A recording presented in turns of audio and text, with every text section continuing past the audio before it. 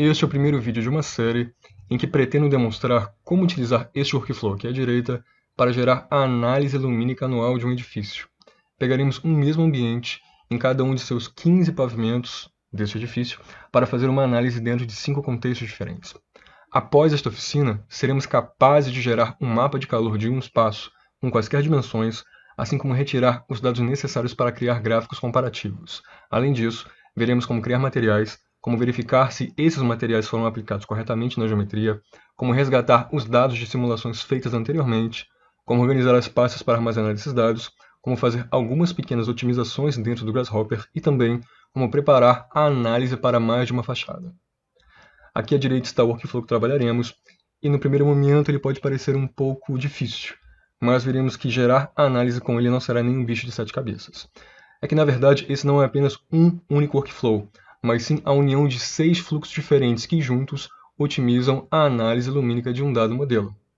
Temos aqui, por exemplo, nessa primeira linha, o workflow destinado para analisar o térreo, que vai desde a sua origem do modelo, dessa sala, aqui as coordenadas x, y e z, sendo x vermelho, y verde e o z azul, como suas dimensões. Por exemplo, posso aqui alterar as dimensões dessa minha sala para 30 metros. Colocar uma altura de profundidade de 10 metros. Assim como também a sua altura para 15 metros. Enfim. Então temos aqui uma sala parametrizada no térreo. E esse flow aqui, a partir desse momento que nós criamos essa geometria, nós temos também, por exemplo, a adição de uma abertura, que no caso seria essa daqui, voltada para a direção norte, ali, que fica perpendicular ao eixo X, aqui, que fica de frente para o eixo Y, que é o verdinho. Enfim, colocamos os materiais, vamos até a sua análise e a sua leitura de resultados posteriormente. Logo aqui embaixo, temos aqui o flow destinado para o pavimento tipo, que basicamente é uma cópia do pavimento acima, mas com as suas adaptações. Por exemplo, eu não faria aqui 14 repetições dessa mesma sala. O que eu fiz aqui foi o seguinte: eu peguei essa sala, que também controla suas dimensões, a sua origem, etc. e tal, e configurei um slider para colocar essa sala nas diversas alturas desse edifício. Então eu quero analisar o terceiro andar. Então venho aqui, coloco o terceiro andar, e minha sala vai subir para aquele nível. E assim por diante. É a mesma coisa, tenho todos os passos até chegar na minha análise, e a leitura de resultado é junto aqui com esse mesmo componente aqui de cima. Enfim. Logo aqui embaixo eu tenho aqui o meu flow que concentra o meu contexto. Por exemplo, deixa eu ativar aqui. Aqui um dos contextos. Contexto 3. Poderia colocar contexto 2. Enfim. E assim em diante. Ao lado aqui temos aqui o workflow para os materiais. Aqui nós criamos materiais para o contexto desse edifício, os materiais internos de cada uma das paredes, teto, janela, o vidro, etc. e tal. Certo? Aqui embaixo nós checamos com esse workflow se a gente aplicou esses materiais corretamente, se eu não coloquei, por exemplo, material que era para a parede no teto, ou então na janela. Então aqui é um passo muito importante que deve ter uma atenção, uma boa atenção, digamos assim. E por último, esse workflow aqui, ele é para ler as análises já rodadas. Como assim? Se eu rodar a análise do TR hoje, eu poderia querer ver semana que vem essa análise que eu fiz. Se eu não salvar, de uma certa maneira que eu vou ensinar num futuro próximo, eu teria que rodar de novo essa análise para poder ver aqui ao vivo esses resultados gerados pelo programa. Então, fazendo uma pequena configuração, salvando alguns dados, é possível posteriormente recuperar essas informações, seria os arquivos da iluminância, por exemplo, para ver novamente essa nossa análise lumínica. Tá certo? Deixa eu ver mais o que. Assim. Esse workflow ele é organizado de uma maneira um pouco diferente. Geralmente o que eu vejo por aí, se eu tenho aqui um componente, e esse componente ele tem, por exemplo, deixa eu ver aqui um legal, criação da janela, certo? Eu tenho aqui o Glazing Creator, tem aqui a altura do peitoril, a altura da janela, geralmente se coloca aqui um componente de painel, que você controla, ou então um slider para controlar a altura deles. Isso também existe aqui, embora não esteja aparecendo. Aliás, tá assim, tá aqui verdinho, tá vendo? Mas se eu clicar lá de fora, fica só essa linha, essas linhas, esses arcozinhos aqui. É porque esses cabos eles estão ocultos. Aqui, ó, hidden, ó, wide display, hidden. Default seria esse caso aqui, enfim.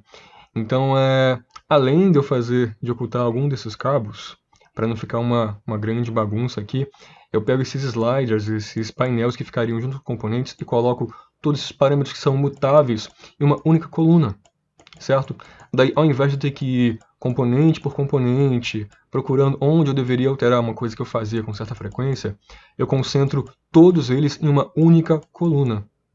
Então, ao invés de andar assim horizontalmente em vários workflows, nesse caso desse arquivo, eu venho unicamente nessa coluna e vejo que eu preciso mudar para cada simulação que eu tiver que fazer.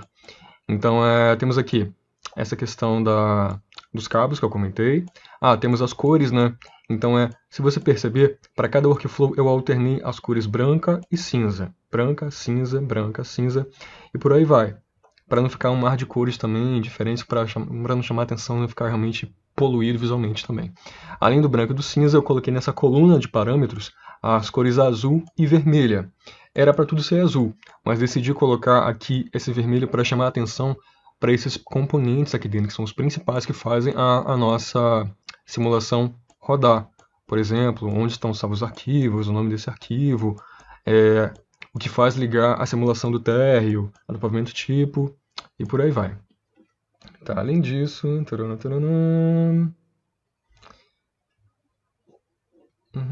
deixa eu ver mais o que aqui. Temos... sim, algo importante de comentar. Que, por exemplo, eu tenho aqui no pavimento workflow pavimento térreo, eu tenho aqui a minha análise e tenho aqui minha leitura de resultados. Aqui para o pavimento tipo eu tenho apenas análise, porque eu estou aproveitando aqui o mesmo componente da leitura de resultados. Aí o que acontece? Eu não vou deixar conectado o que está no térreo para vir para cá, eu tenho que conectar o que está do pavimento tipo para vir aqui na hora necessária, correto?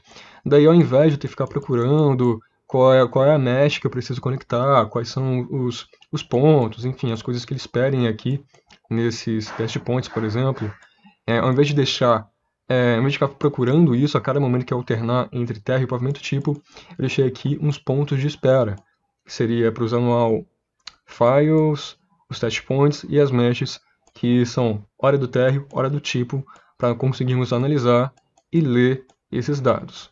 Beleza? Além disso também, como tem aqui, tem algumas notas explicativas, ou que comentam alguma característica desse componente, enfim, que ajudam a compreender essa grande quantidade de componentes aqui desse arquivo. Sim, uma coisa muito importante é que é o seguinte: quando você for salvar aqui os seus arquivos que vão ser gerados nessas simulações, nenhuma das pastas pode ter caracteres vazios. Então é preciso substituir todo caractere vazio, por exemplo, por underlines. Ou então deixar tudo junto, ou só colocar uma palavra só. Porque senão o Grasshopper ele vai criar um caminho alternativo sem espaços. Se você deixar algum espaço, não vai rodar. Simplesmente isso. Ele vai criar uma pasta alternativa e não vai fazer a simulação que você colocou para rodar naquele caminho que você criou. Assim. E por último, uma coisa importante. Por padrão, o norte aqui do nosso arquivo é o Y. Como eu descobri isso? Por exemplo, aqui na criação da janela, temos aqui cadê, por exemplo? Sim. Aqui temos aqui, North Glazing Parameter. Então, eu estou aqui com a minha janela especificada para a fachada norte. Ela está sendo criada aqui na fachada norte, que é a fachada da linha verde, que é o eixo Y. Eu posso muito bem, eu tenho aqui um controle, assim, eu tenho o controle desse ângulo, que está aqui, Aqui eu posso alterar a direção desse norte, posso alterar a direção dele, mas nós preferimos convencionar que sempre o eixo Y vai ser o meu eixo norte.